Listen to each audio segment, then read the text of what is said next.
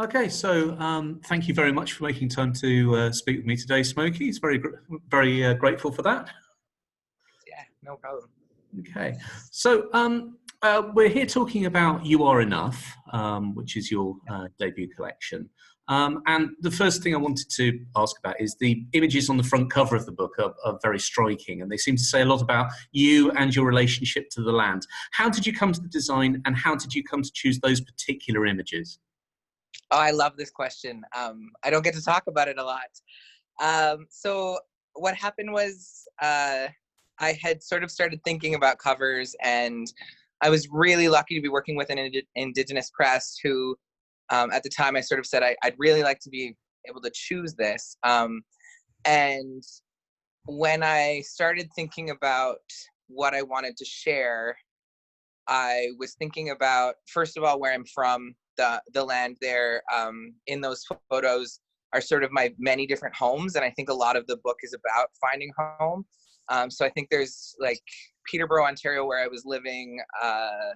Some of them are like, one of them is just the moon, the mountains from home where I live in Tunuka territory, and there's also Blackfeet territory where I do ceremony. So it's just places that I'm connected to. And then, to be honest, once the book actually came out, I sort of was like, I put photos of I put myself out there. And I think there's sort of this insecurity around selfies sometimes that can happen because there's sort of a stigma around them, or I think of the Kim Kardashian kind of selfie mode.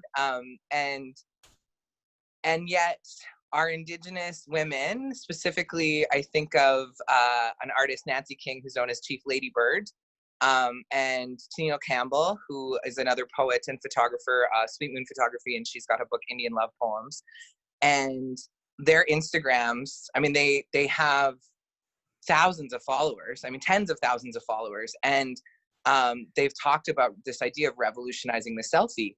And I think for myself, first of all, because of the transition, because I medically transitioned as well, but also being in transition in my life of sort of deciding to change genders and moving between what does that presentation look like, there was kind of a really neat time in my life, which was the 2 years of when these poems were written, where I was playing with different things, whether that was being feminine presenting and using the earrings and lipstick, or when I was wearing my hat, or, you know, I think when we say gender is performative, sometimes it really happens to be what you're wearing. So I did take sort of just I actually had, there was quite a few photos that I sent and said, you know, these are options. And we went from there. And then I really think the other piece of it is that it's revolutionary for Indigenous people to represent ourselves. So the ability to now take a camera, and I think about TikTok, I think about Instagram, I think about our youth being able to just sort of make a movie or make a video in a way that's way more accessible compared to the years of the only representation of ourselves being through lenses like Western movies, right? Or this is the kind of thing we talk about in literature all the time. For the generation now, like when I go talk to my students, I sort of go, do you know who John Wayne is? And they don't now, but they know Pocahontas, right? So, and that's kind of the next, so it's all these kind of stereotypical imagery where when we get to represent ourselves, I mean, like for me, I also thought about the young people who are in transition and what that sort of spectrum, to see that on the cover. My favorite story about the cover is that my 4-year-old niece, when she saw it sort of introduced, it was showing it to someone, was really proud and sort of went, this is Smokii's book, but he's not a lady, because she was very confused that on the front, right? And so we were talking to her about gender and sort of, so she was like, that's not you, because she's, you know, we've only connected in the last 2 years. She's sort of an adopted niece. So yeah, that was one of my favorites. Wow. Okay. That's great. Thank you. That's a lot. Yeah. I'm like, yeah, no, it's fantastic. And I love what you're saying about the digital presence and the digital self-representation, because isn't that also true for most trans people as well, that they haven't been represented? Definitely. I think that as well. I think I think another way to combat, because when I started looking for trans representation, what I found was it was young white men, young white boys even. And so there wasn't a lot of people that looked like me or were my age even. And then the other piece of it is it's often a before and after photo. So it's kind of like just like weight loss or just like these sort of problematic things that show this instantaneous like before and after this moment, when really that's, for me, I wanted to show the range. I wanted to show the movement, and that we're not, all of this stuff is not, it's not a binary line. We can't say, for me, for my story, I can't say there was a before and after. There was years of change and understanding myself, and there continues to be that movement. I was just reading poems yesterday and sort of like, oh, I think I have to retire some of these because they feel really strange to read now, you know, a few years later. So, but I do think that representation for transgender folks, especially Indigenous transgender folks, there's not a lot out there. So I like the idea of thinking of it as a spectrum, rather than, you know, the binary. So. Mm-hmm. Yeah. Okay. In the collection itself, I don't think I see a single capital letter in the entire book, except the copyright pages. What does lowercase mean for you? I think I've been taught that in our languages we don't use the same kind of grammar, and although some of those things we have to use because to make it usable. So as an example, a question mark, or we're trying to teach speakers now. I'm not a speaker, not a fluent speaker, but I'm learning. Right now we have a grammar app, and I'm learning. And so they've used question marks, and we've been debating whether we use question marks or not, or whether we use periods or not, because in our language it doesn't work that way. Our grammar actually is added in through words or through suffixes and prefixes and these kind of things. So for me, that was part of it. Another part of it is just aesthetic. When I was writing on Facebook and I didn't like the way it looked without without that. One of the funniest things was the periods was a thing. And that was like at one point my editor said, I don't know why you have periods in some places and why you don't. And I said, well, because they were all written on Facebook. So it was not thinking of them as a collection at the time. And so it was just basically in that moment what I did. But I think part of it was just aesthetic. I also think I honor what Joy Harjo calls her poetry ancestors, or her writing ancestors. And I think of like Bell Hooks, who's, you know, that idea of not capitalizing I, or like not putting myself above anything, that we're all sort of on the same level. So I think many of those ideas, I don't necessarily, aesthetic was really just part of it.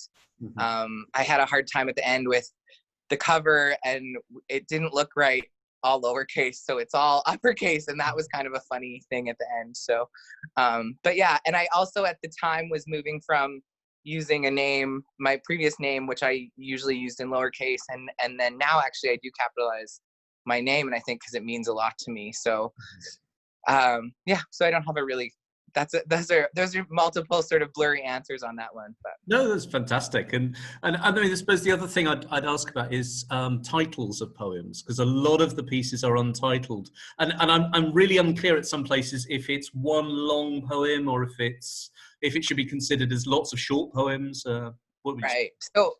So it's an interesting one, because this is actually the longest, when I was in the editing stages, the longest thing was I actually had a table of contents at one point, and I had titled them in the table of contents as the date they were written. And I think the part of this to know, and I think you know this, but not everybody will know this, is that these poems are curated from, most of them, from 2 years of work under my hashtag Haiku a Day, which I was publishing on Facebook daily, or, you know, at some point, it wasn't always daily, but almost daily for 2 years. And so for me, when I first started doing it, the working title was actually hashtag Haiku a Day, and then we sort of scrapped that at some point. But so at first it was very much like, okay, I actually thought about having the dates in as a title and all those things. And then as the work evolved, and as it became the book, because the book is completely, it's when I started organizing them by topic and doing this thing, it's become a completely different thing. I think it gives a different feeling. And so at that point, it was like, well, are they titles? How do you title a haiku? How do you sort of do this? And the academic in me was like, but people are going to write about this and it's going to be impossible. And how are they going to cite these poems? And so it was quite funny because my editor had to say, you're the poet, you're not the academic right now. And so we even scrapped the table of contents because it was confusing, and it also just even making it work. So so I feel for you, but I would say that interestingly enough for me, I read some yesterday and they felt like a longer poem, even though the breaks are where they were as they were written. So most of the breaks, the longer poems are a little bit different, of course, and those are signified in different ways. But any of the ones that are following that sort of 5-7-5 syllable, the breaks are basically as they were written. So there's not really an answer on that one. I think you can read them as long poems. I think you can read them. I think you could open up and read one and then put it down, and that's what I really love about the medium. So. Mm-hmm. But speaking of medium, I mean, you've referenced it now a couple of times. The fact that these were written for on social media originally, Right. Does that? I mean, I'm just thinking about the fact that a lot of the people who are reading them, and I was one of them at the time, we make up a very particular audience. Writing for a sort of closed group like Facebook, and then is there a difference in that? In what you're prepared to share, in what you can do with form and so forth? How does the medium affect it? I think,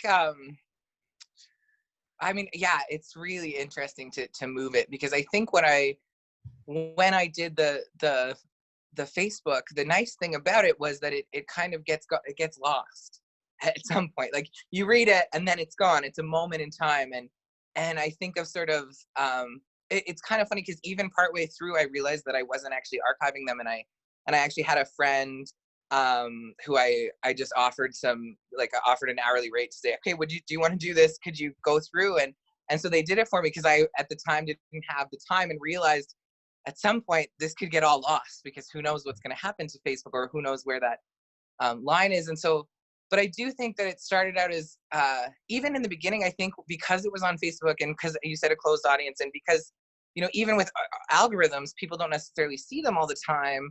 So I was getting interactions of maybe 15, 20 likes on a post, and so in my mind, like, people weren't really reading them. So when I started it as a practice, it was like, okay, there's this thing I'm doing, and it was sort of a writing coach was like, try to write a poem a day, and haiku is short. I was like, I can do 13 syllables a day, and they ended up being longer, and so doing that, and then I did it for 2 months, haiku a day, and then I kind of stopped, actually. And it was in Peterborough. I ran into someone on the street, and they were like, I really missed your poems. What have you been doing? And I was like, wait, what? Like, also I didn't realize there's a big audience on Facebook, I think until this, that doesn't interact with posts. They read them. They don't necessarily like or react or comment. And so that was sort of my new, I think I have a bigger audience than I know. And then there was a few more comments over that time. And so I thought, okay, I'll keep going with it. When the medium, when it changed, was when I was approached. I was lucky to be approached, because I think the editor knew that I had this body of work and was interested in it. And so when I sat down with them all, and at this point I had started, once that first 6 months was compiled by my friend, I had just started posting them from Facebook into the document, so that I had this whole document. And that was when I started to go, okay, how does audience change? How does this work with, not knowing? There's still some really specific ones that people are not going to necessarily know, but I caught a lot of that journaly stuff, because I think in Facebook, it was easy to, I wrote some, if I was at a conference, I was writing in those inside moments. If I was out with friends, or, at a show and writing about the specific thing and naming people, and anyone who's sort of named in the book, most of them I asked permission. And so, but I realized that that's not going to speak to people in a book form. That's not going to speak to those little moments, or even, actually the fleas, my cat had fleas for weeks, and there was a whole series about that, and that didn't end up making the book, even though people loved it, because it didn't fit with the book. And so that was when the themes started to come out. And that was actually, I think, when I started understanding my own work more, and why it was resonating with people on Facebook. Because I think you know, some of them were funny, some of them were personal, some of them were that. But then when I started to sort of see the things I was writing about and recognizing these sort of sections that I have, and deciding, kind of like, you know, on Facebook, I don't do a land acknowledgement every day, but in the book, I was like, well, these poems, most of them were written in Peterborough, in Nogojiwanon, which is the Anishinaabe name. So that's why I start there, and that's acknowledging that place, and so kind of doing these new things. But it amazes me the reach now. That's been the most surprising thing, right? Is to sort of even just people who have said, oh, I've read your book. I got an email from somebody in Illinois, said that happened upon my book, and it spoke to them, and they wanted to tell me, and that kind of thing. And then also people on social media, some of my friends have been traveling, and then there's pictures. So my book's been to Iceland, and my book's been, you know, and I sort of like, that's really amazing to think that my words are getting out there in that way. And I think that reach, because I didn't really, I'm starting to grow my online, but I think, as you said, it was closed. It was very closed and personal for a while. So yeah. Well, yeah, and it's not like an Instagram thing where you're immediately trying to reach a massive audience. You were writing for a nice circumscribed audience. I mean, talking about the curation that you did with this, and sort of thinking about the themes and so on. So you got 6 sections in the collection, which for the recording are the No-Go series, Courting, The World, Recovery, Ceremony, and Fore and After. And being not a digital native, I haven't read hashtag every time at the start of those, but of course that's there. Did those sections come fairly naturally, or did you end up writing additional materials to fit the theme? They actually came very naturally. I sat down with the collection, and I actually color coded it. So I actually just started going through poem by poem and going, okay, this, and just starting, okay, this is, because I already knew that there would be, for example, like I knew there was a lot on colonialism. I didn't want to call it colonialism, but I called it the world, right? And grief. This sort of that section's a lot about colonial grief. But so I knew that there was going to be that. So it was like, you know, as I went through, and it was, again, deleting the journaly bits, sort of really thinking about the audience now, and what does it mean to an audience who maybe never knows me, or doesn't know me, hasn't followed me. And so they actually came, I think there might have been 8 or 9 sections in like when I first, the colors, maybe even 10.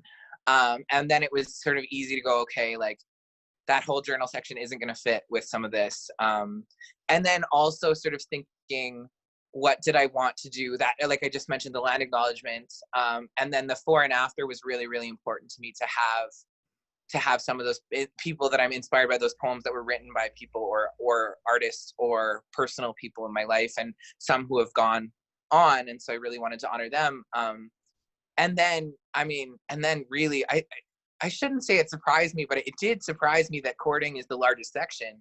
And I was like, wow, you know, and that I think comes from when I look at the work that's happening, Billy Ray Belcourt, Tennille Campbell, Joshua Whitehead, Ariel Twist, a lot of young Indigenous poets, queer Indigenous poets, 2SQ poets are doing that, are talking about our interpersonal relationships in really important ways. And so I thought it was really funny that kind of stood out to me. And also those were often the most popular. So the consent series, as an example, was one that took off when it was on Facebook. So so that was another way to sort of gauge what is resonating with people the most. Yeah, I can see that. How did you come to the order that you set them in afterwards? I think, honestly, I have to be honest that it was quite rushed to sort of do this, but I think I'm trying to, so I know that I did mention the land acknowledgement and the end one, like those pieces were there. And I think I wanted courting pretty soon because that's the piece that I wanted. If you're picking up the book and you're just, I want you to get those pieces that are going to resonate, or that are funny, that are starting in that good place. And then one of the things we talk about is a lot of Native Lit has been stuck into trauma narratives, right? And so that grief, that the world's constant state of grief sort of section was there. The depression and recovery section was there. There's a lot of like darker poems, harder poems. And then I wanted that ceremony and that sort of healing to come out of it. And so for me, it was sort of sandwiching the hard bits with love and ceremony, and because that is that's how we take care of each other, I think. So that's when I think about order. But it was really rushed. It was they had a publication opening. I'm not sure if somebody dropped out or what happened. So it was sort of like, we need something now, very quickly. And I happened to be on the road, and so really putting those things together. I'm grateful with what came out, but with some of these questions, I have to think back and go, I'm not really sure. I was just sort of sending it, and then all of a sudden it was a book. So I mean, I think I submitted the first manuscript in August, and the book was out December 31st. So Wow. it was kind of a whirlwind. So yeah. Wow, that is fast. Yeah, okay.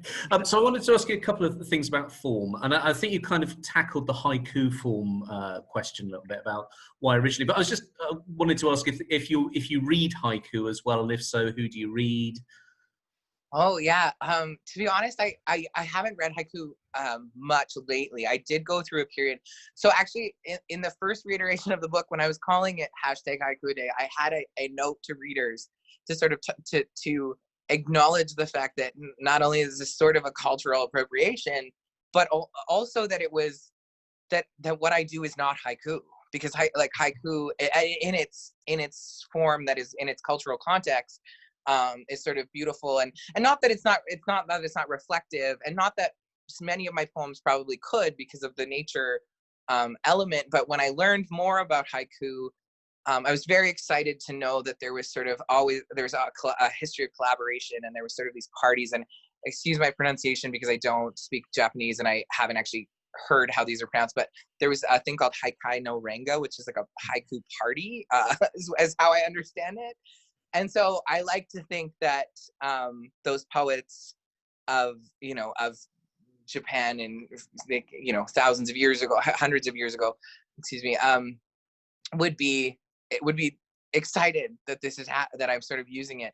But I always sort of make that disclaimer that I really only use the 5-7-5 syllable, which is kind of the kindergarten, in Canadian kindergarten classes, or in Canadian, not kindergarten, but I would say grade 6 classes, you're getting taught that's a poem. That's an easy way to introduce poetry. And so so that's kind of how I use the form.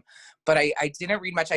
There was a time where we did a haiku radio show where we only spoke in 5-7-5 syllables. A friend of mine, Sarah McNeely, and I. That was on Trent Radio. I believe there's still some in the archives that get played.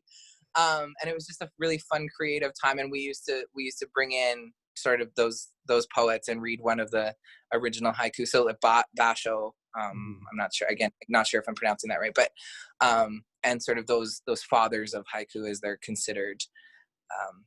So. Yeah. And again, on form, something that I notice a lot, sort of just flicking through almost, is you have a form where there's a poem that's kind of torn in half. So the top part is left aligned and the bottom is light aligned. And there's a sort of gap through the middle of the page. What do you like about that particular form, that shape? I would say, for me, it's the reading. It's the way to read it that I can move from. It creates that separation and movement. So that's like leading, as much as I can lead the reader. I try to bring them to sort of create that space for them in that. And I think that goes back to whether they're long poems or not, right? So that was actually a very big change from Facebook, where it's just a poem, right? And then it's funny, one of my things was, when we go from digital to the book form, was that I had spaced them that way, thinking that most of them, like the longer ones, would be on the outside of the pages. And that's one of my, at the end, when you're like, oh no, there's some of them are squished in there, and I'm like, as a reader, that bothers me. And so I didn't think about where they, until because when I got the manuscript, it was all digital, so you're just scrolling through the pages, so they look, and I hadn't thought about where they would be. But yeah, I really think it's about movement for me, giving the space to the reader to take the time. With poetry, it's tough to sort of take the time sometimes. I think, well, as with our lives, it's tough to take the time to reflect. So even giving them a little bit of space on a page. That's nice. Okay, so going into the sort of sections of the book, the first section of the book is dedicated to and my pronunciation apology follows. Nogo Jiwanong. Yeah, no go Jiwanong. Yeah. Yeah. Nogojiwanong, traditional Anishinaabe territory, but you begin talking about it as a place where, when I walk home, many friends appear. That's a quote from the opening poem. And then later on, especially in the #fore and after section, home takes on a lot of different meanings through the poems. Could you talk a little bit about what home means to you? Yeah, definitely. I'm like, oh, I just sort of got that home. A lot of my work is on coming home. And so a lot of my academic work, that's kind of what I'm working on right now. And so it doesn't surprise, like when I realize how much it showed up in my poetry, I'm really happy about that. I think for me, there's many different versions of home. And I think that, well, first and foremost, it was learning to find that. I'm an adoptee. I'm 4th generation removed from my biological, like each of those generations were raised away from our biological family. I'm actually the oldest of cousins, and all of my cousins are in my uncles and aunties' homes, which is super exciting. That's restoring us into our biological family for, after 4 generations of that sort of loss. And so that has always been a space that I've been thinking about. Where is home? And then academia takes us away from our homes so quickly, like we have to be away. For me, there's only the college that I work at now, there's only a college here, so to get a university degree, I had to go elsewhere. So I think I spent a lot of years searching, and what I didn't realize until later in life and around the time these poems were coming was that part of it is that I didn't feel at home in my own body. Mm-hmm. And so that was, part of learning about transitioning, and then deciding to do that, and understanding now more about what that means to feel at home in your body. And then I was actually born in Anishinaabe territory. So I was actually born in Toronto, even though I am from where I live now, which is Tunaqa territory. I'm from Invermere, British Columbia, is where where around there. So I was born in Toronto, and then I had come out here when I was very young. I'm sort of one of the privileged people to have grown up in my nation.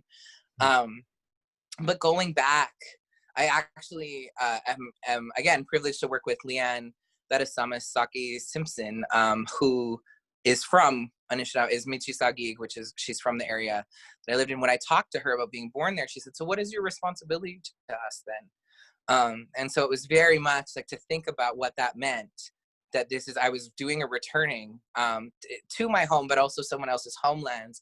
And so I spent a lot of time considering that responsibility and building those relationships wherever I could. So through that, whether that was spending time on the land, helping their elders, one of the elders there, Doug Williams, has a maple sugar bush. So I got to spend a lot of time learning about making maple sugar and boiling down the sap and that, and really just getting to know the land there. And then a funny thing is that I was eventually named by that. Like sumac is a tree that is mostly Eastern. So here people don't actually, in my home territory, they sort of go, what, like, what is it? Oh, it's a tree, right? And so that's kind of funny in itself. And so that place to me became home very much. And then I also think I spent 5 years there. So like you said, even just on the minutia level, like I know the grocery store when I walk around it. I know the people on the street. Peterborough is a town of about 80,000, but the downtown core is like arts. There's places where, you go in and you almost know everyone I feel like even now I could walk in and I would almost know everyone, even having lived far away for a while. So I think there are many layers to that, to finding it and to seeking it out. And I think also a spiritual home would be what I would say. And that to me is family. And that to me is the warriors that the last poem is for Carol Edam, warrior who became a mom to me. And I think that she taught me how to find home in our relations. And so really about building and caring and love. And so I think home means a lot, and I think about it a lot. So I'm excited to the the dissertation is coming along, and so we'll be talking more about that hopefully in a few years. So what are you writing about then precisely? What sort of thing? So the question is, the main question is sort of how do we come home? And so I'm looking at narratives of what people who have come home. I'm also using a lot of this is that I'm talking about now is sort of, I'm doing a chapter on two-spiritness and coming home in our bodies, and looking at that. And then also on naming as a practice, the kinds of practices that allow us to understand who we are as Indigenous people, as Chinook people, as adoptees, as two-spirit people, sort of that kind of stuff. So naming, I have one on umbilical cord practices, sort of that birth practices, things that reconnect us. So, and grief is part of it. So yeah, there's quite a few things going on there. It's still in the works. I think my supervisor is going, okay, you're trying to do 5 dissertations, but we're working on it. So all the work will go somewhere though, which is nice. That's the beautiful thing about that. I'm like, okay, well, if it can't go here, it will go somewhere else. So. Okay, you write, and again a quote, for love of all that is queer and brown, and then a little later, our lipsticks and our binders and our canes. How does someone find their voice as a two-spirit writer, do you think? I think spending time with other two-spirit writers. I think, and like reading and spending, I really do. I think we have been gifted, I think, for me, I think before even finding my voice, it was knowing I wasn't alone. And so there are so many, right now I'm actually just working with Beth Brandt, her book Writing is Witness, and another book, Food and Spirits. And I was just amazed. I actually hadn't opened up Food and Spirits until like last week. And I opened the first poem is this incredible, the preface is this incredible poem about resistance that's talking about missing and murdered Indigenous women and talking about being a writer and finding your, how do you sit with all these feelings and you have to speak about it? How do you speak about it? How do you honor it? And so I think for myself, it was really finding those writers and spending time with them, and then really like the writers right now, the young Billy Ray and Joshua Whitehead, and I've had the privilege to get invited to speak on panels, and Tennille Campbell and Joshua Whitehead and I were going to Vancouver, and Tennille wrote us and said, well, let's just get an Airbnb so we can sit around the kitchen table and visit, right? And I can't, like, so for many academics, that's not something that might happen, but for us, it's like we are a family and we live in different cities, and so to be able to spend time with each other in that way and really think about what we're doing and talk about, oh, have you read this? Oh, have you read that? And to find that space. And then that specific poem that you quoted was actually from the Naked Heart Festival.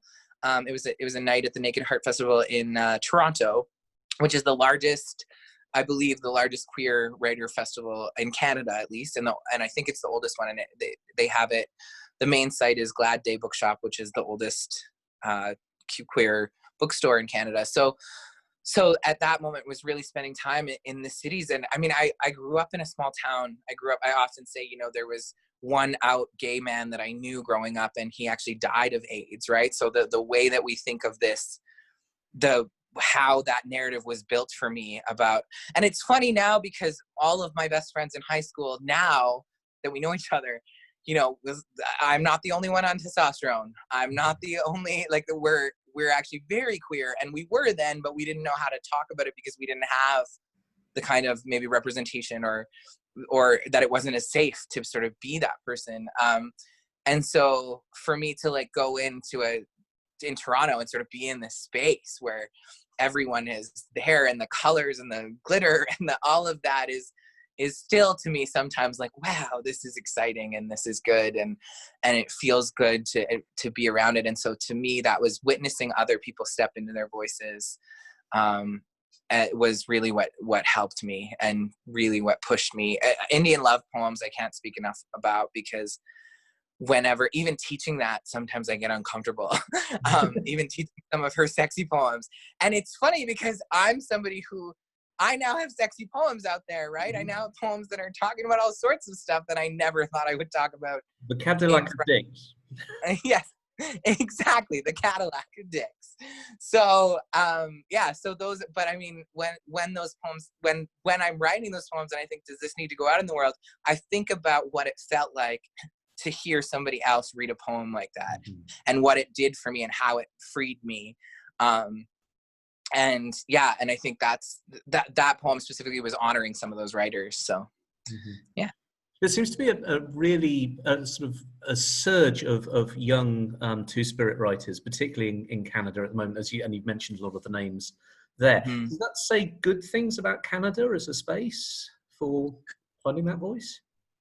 I think so. Yeah, I do. I mean, I think the violence still exists, but I think our communities are strong. And so I think that what I see and what I often talk about, I think it's population. So when we look at what the difference is between America and Canada specifically, we look at population. So we're about 5%, maybe 5 to 6 now % of the population in Canada. And I think it's like 0.2 in America. So that kind of movement allows for more things to happen. I also think, as much as I critique reconciliation as a concept, I think in general, I mean, even if we look right now at Wet'suwet'en and the way in which the narrative around it, you can find much more conversation that is in support of Indigenous people now than you ever could. The racism is still there and the hatred is still there,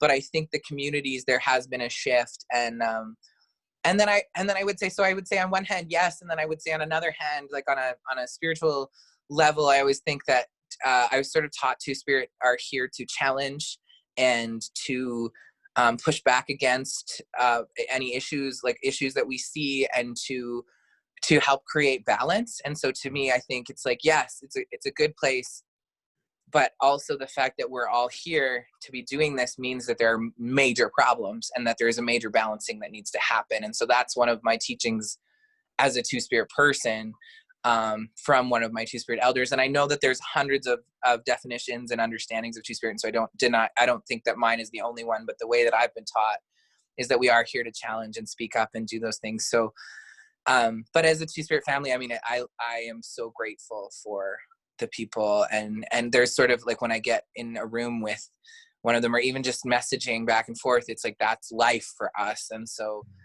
so yeah, I do think it's an exciting time for all of us, and an exciting time that reconciliation also in Native Lit allowed for publishing, which there was a huge, and not only that, but people are reading, people are excited, people want to know. And so when you've got the bestseller, one of the bestsellers for over a year, almost 2 years now, is Shuri Dimaline, you've got this movement that publishers now see that our literature sells.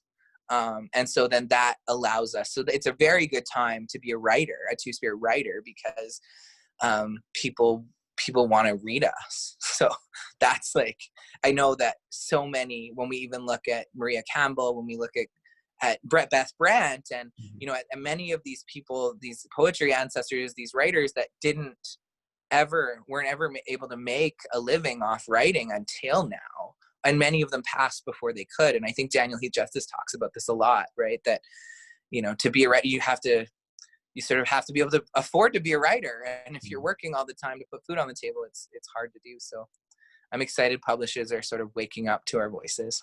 Yeah, and Kegadon, I don't know how you pronounce Kateri's.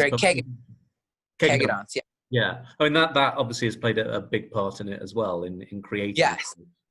Yes, they've been amazing, and they actually just put out Tanchai Redver's Fireweed, which just came out, which is she's another Two-Spirit writer and young person, and really brilliant young person. And so I think that's been exciting to see that movement, and Native presses have been super important, because they were publishing us before anybody else was as well. So I was very excited to support them in this rather than try and go to a bigger press, so that was really nice to be able to do that and to have that connection. So yeah, what did it mean to you to win the Indigenous Voices Award? Oh, sorry, what did it mean? Oh, what? Yeah. Oh, it was, I'm like, I get emotional again because that award is hosted at the Indigenous Literary Studies Association, which at the time, I mean, the board members were people like Deanna Rader, who was my first Indigenous literature professor, who supported me in going into a master's degree. Like I wouldn't have done that without her. And so, you know, and she introduced me to poetry, and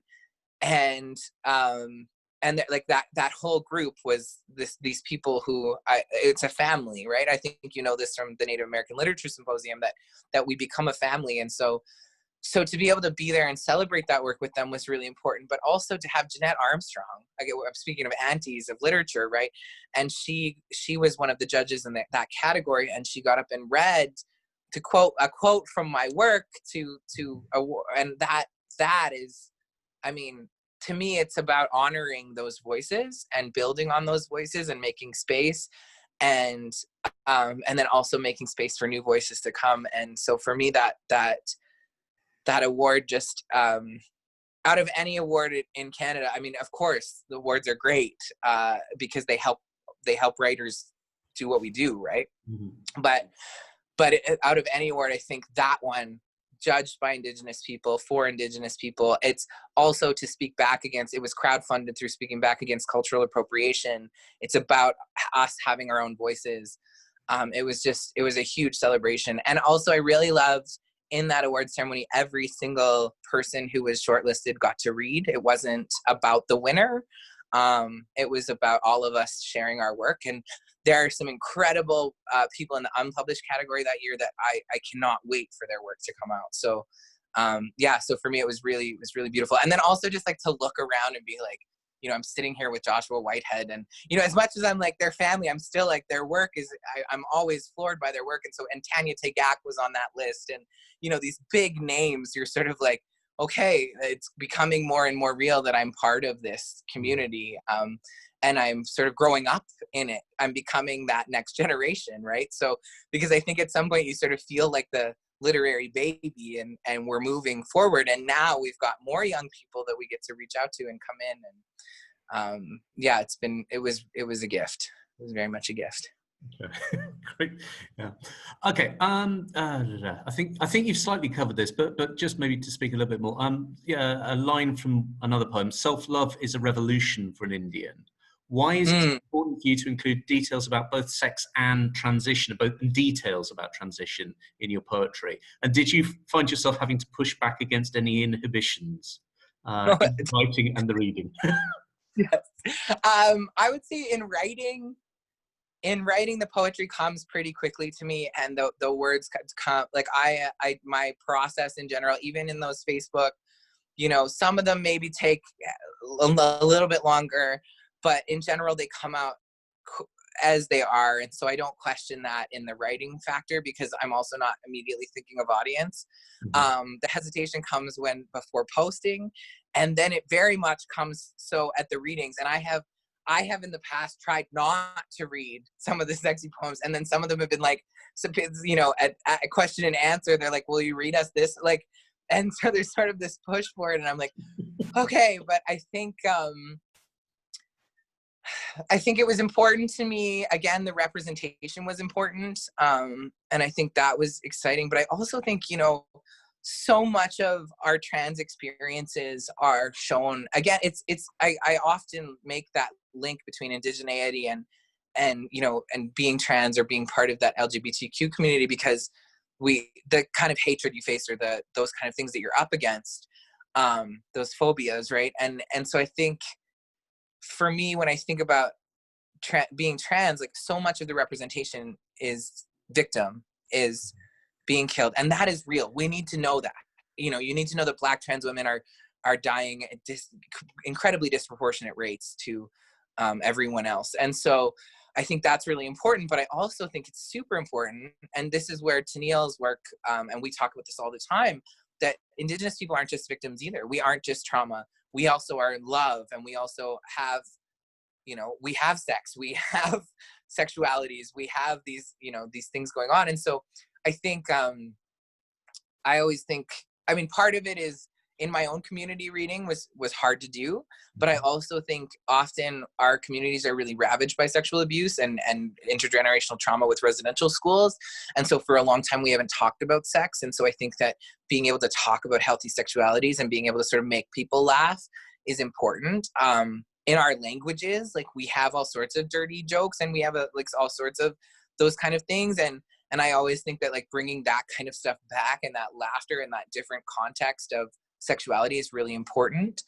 And then there's also the sort of a surprising thing, because I like Leanne Simpson always says she writes for Anishinaabe first, and I really wrote for Indigenous trans youth. That was some of those things where we're like, you know, I didn't know that there were trans men until I was 27. Like I didn't know that this could happen. So could you imagine if I had had access to this when I was 17? Maybe my life would have gone differently. And so I really want that space to be opened for them. But what was surprising was a settler auntie of mine, and she came up and sort of she's an older white woman, and she said, and she's just a lovely person. I'm like, I'm not going to name her here because, but she came up after I read the Cadillac poem. She said, you know, there are some questions you just don't ask. So thank you for teaching me things that I would never have, you know, and I would never have known. And so there's sort of this like, right. I mean, there's that part of it too, right? Is to educate people and to allow people to say, okay, you know, and I personally think that more cisgender hetero couples need to be talking about sex too, because we have so many issues with sexuality, and in those relationships, it's sort of like, this is what sex is, and it's like, no, I think everyone needs to talk about it. And I think we all need to be able to share. And I think that I really tapped into the Tennille Campbell, and I always just thought she would be laughing at this and that would make me feel good. And so if I think of Tennille in the audience, I can sort of tap into like, you know, okay, I can do this. But I also think, because I have had, you know, the odd one where they're like, oh, this is, I think it was called boorish. And I was like, huh. But I also think when I read that poem, that specific poem about the Cadillac of Dicks, I think that if that's all you get from it, that you aren't listening or reading, because I think that for me, it's the transformation is the important part, and the recognizing that, and the explaining of sort of why I often hear, you know, even especially in Indigenous communities, we don't cut off parts of our body. So if we're talking about top surgery, or we don't do that, or this kind of idea, these horrible, and I don't want to use this word, but it does get used as like mutilations, or these kind of ways of thinking about us, or we're freaks, or we're this or that, right?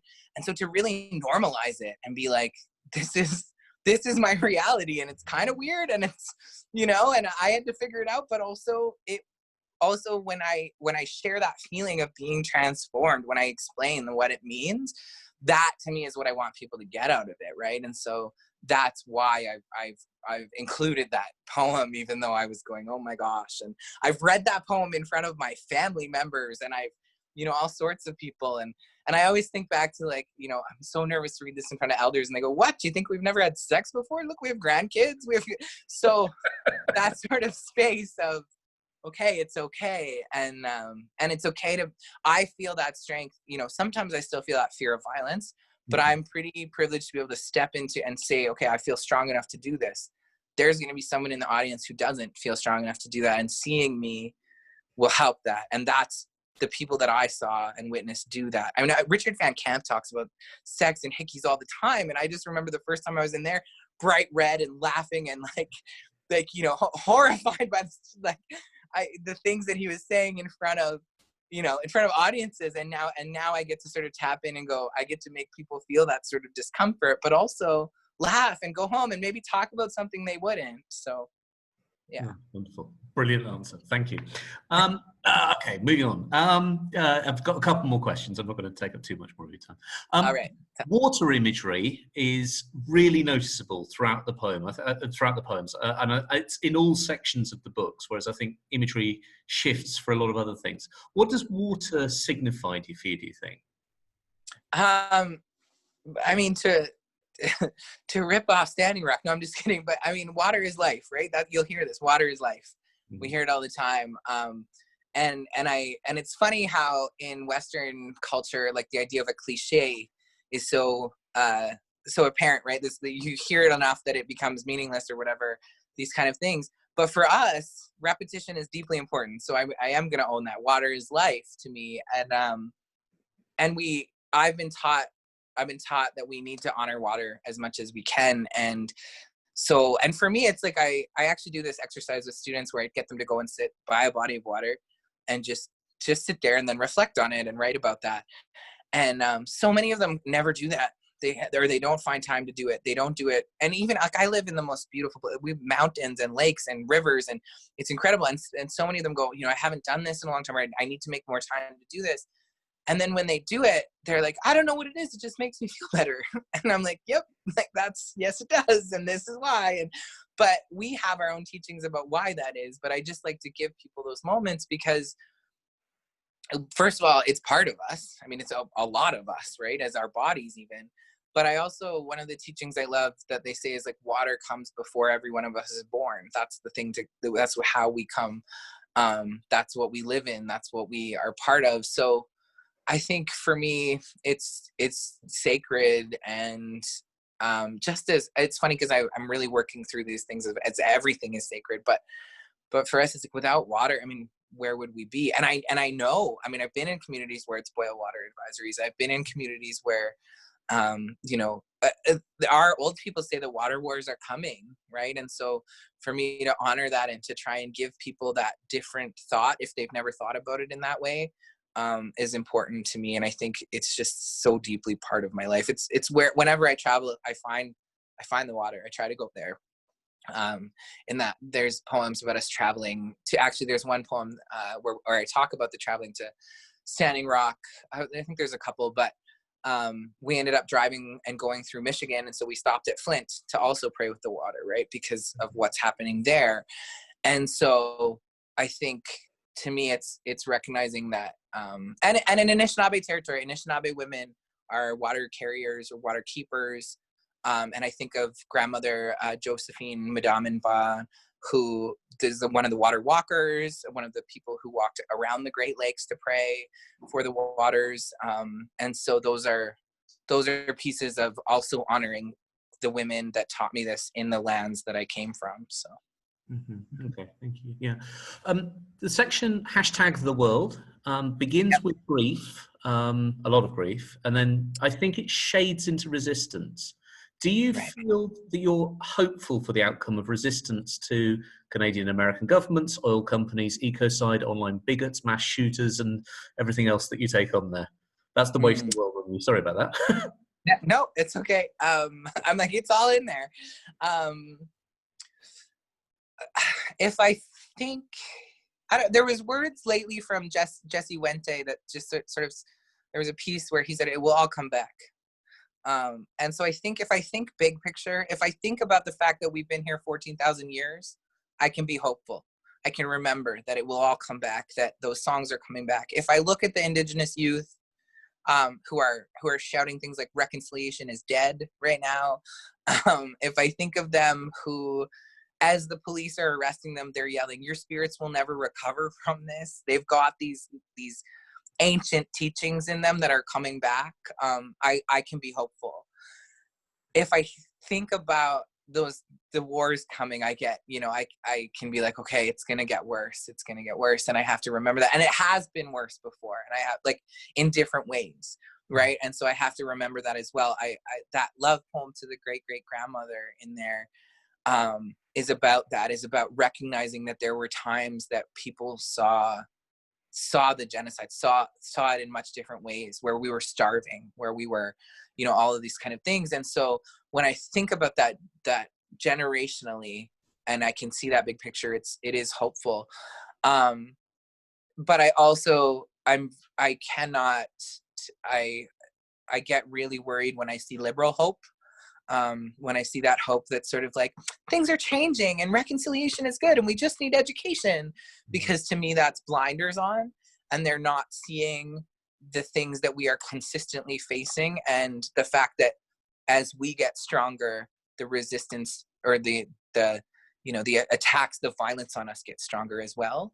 Mm-hmm. And so that's the piece where I wonder how many of us are going to have to we are putting our lives on the line, and how many of us are going to have to actually have our lives lost. Like, we are warriors. We will stand. We will do that. And to the end. And so I know that, and then beyond the end. And so I do believe that it will all fall. I don't think in my lifetime, but I'm trying to do whatever I can to prepare as many young people as I can to be ready for those things.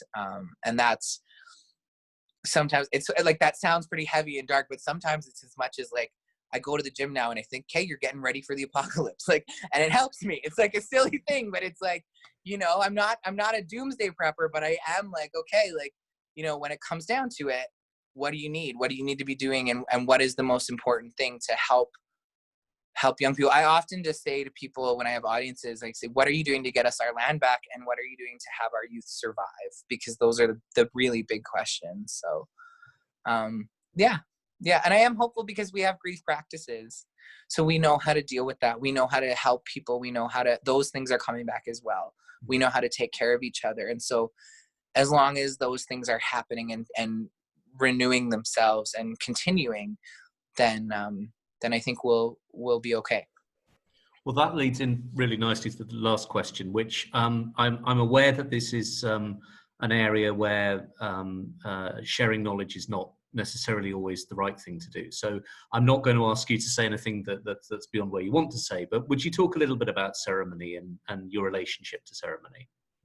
Yeah, I mean, ceremony saved my life. And I often tell the story that, I spent a lot of years looking for things as like, even as a young person.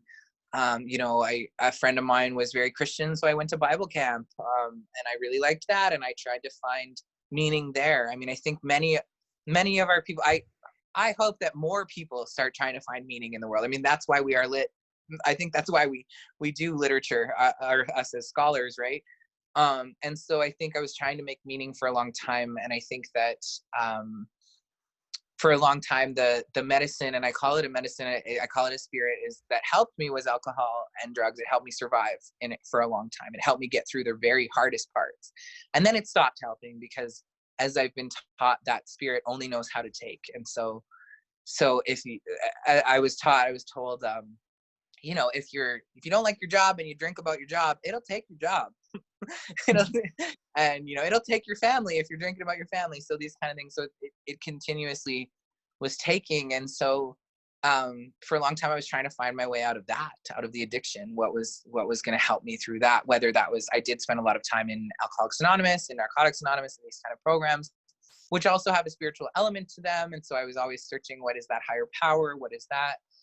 And then I started to get invited to ceremony. And when I say ceremony, I think we mean it as like, as my teachers and my older teachers teach me, that it's part of life. It's how we walk in the world in general. It's not always just an event, but at first it is an event. It's going to a sweat lodge maybe, or it's going to a sunrise ceremony, or at one point I was invited to Sundance, to a Sundance, and I haven't, I don't lead. I'm a very much a baby in this, but those things in reconnecting became something that I could hold on to in a way that I hadn't been able to find it before. And there have been all sorts of pieces, like, I know that, there's yoga is helpful for me. It's not my spiritual or cultural practice, but stretching is helpful. And having someone tell me how to do it is helpful. So I think like there's all of these sort of things that I picked up along the way, but this was a thing where I really started to understand it as I was able to go and do something about what was happening. And one of my teachers says, we take a bite out of that stuff. And so that prayer is real. And I have seen things. I have seen people be cured of illnesses. That the things that people would call miracles or would maybe question. And so I don't question, I don't care how anybody else believes it. I know what I've seen and witnessed and done. And so I know what it feels like now to be able to do something and to care. And the ways that we learn how to be together in ceremony is really important, because we all have to work together. And we learn how to listen in a different way. And so I think all of that has been really, really important to me. And then I think what I'm seeing, is our youth are doing that, are picking up those teachings. And I think about the Marrow Thieves a lot. Like, that book came to me in a time where I just went, like, this is exactly it. And I have to laugh because I want to mention that not all Indigenous people do this or know this. Like, this is my path is very unique, and not all of them believe in it, and not all of them, that's okay too. But I will say, like, I had a very close friend who is Indigenous say to me, like, I just don't understand why they're, like, trying to do sweat lodges in the apocalypse. And I was like, what do you mean? I was like, that's exactly what we would be doing. Like, that's exactly what we're doing now, or what we should be, right? And also, I should say, she comes from a people that are not sweat lodge people, so her ceremonies would be different. And so I also understand that too. But I sort of laughed about it because, to me, that book tells it all, like, of what we're trying to save, or, those. And also in that grief, that's where I learned a lot of it, was that we have very specific instructions. And I can talk about it as so as sort of like out there. Like, I know sometimes it sounds like we romanticize as this, like, oh, this spiritual thing that we have, but it's things like, one of the lessons was, don't cry at night. And some people think, oh, well, there's probably some spiritual reason, but, like, we just figured out that was, like, because at night you're sitting and you're alone, it's really hard. That's a really hard space to be, and you could cry all night and not sleep. And so if you've got that rule, you try and make space for it in the day, but then also it's daytime and it's easier. And so there was all these kind of, like, things that, it's things like, somebody said, oh, why do you use a match to light the smudge? And I said, because a lighter, you need to hold it lots, and a lighter burns my thumb. Like, it's not always that, like, there's typically practical reasons for the things that we say, and those practical reasons aren't always told. But because of that sort of mystical Indian myth out there, Mm-hmm. it gets some of these stories get going and all this kind of stuff, and it gets those practical reasons get taken out of it. And so yeah, that's I could also talk about all of these things all day, so there's an answer. That's great. Thank you. Well, I'm going to leave it there and say thank you very much for giving your time for this. It's been very much appreciated. Thank you. Yeah, thank you for the questions, and for honoring my work. It means a lot to me. So yeah.